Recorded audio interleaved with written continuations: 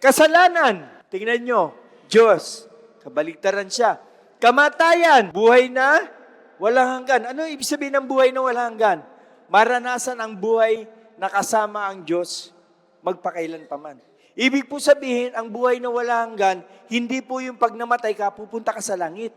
Ibig sabihin, hanggat buhay ka pa ngayon, maranasan mo ang buhay na walang hanggan. Maranasan mo yung buhay na kapiling mo ang Panginoong Diyos. Napakapangit naman sasabihin mo, oy, ako Kristiyano, tapos yung buhay mo parang impyerno. Huwag po kayong masaktan na ako po ay nagbibigay sa inyo ng pagpapaunawa sa salita ng Diyos. Di ba ang sakit tanggapin? Uy, Christian ako, kinikilala ko ang Diyos. Tapos ang buhay mo, kabaligtaran nakikita sa'yo. Bakit? Pinapakita sa iyo ng Panginoon, ang buhay na walang gan, yung eternal life, maranasan mo kasama ang Panginoon. Lahat tayo may problema, tama? So paano hinaharap mo ang problema? Lahat tayo meron nun. Pero ang tanong, nararanasan mo ba ang Diyos sa iyong buhay? Yun yung tanong, nararanasan mo ba si Lord sa buhay mo?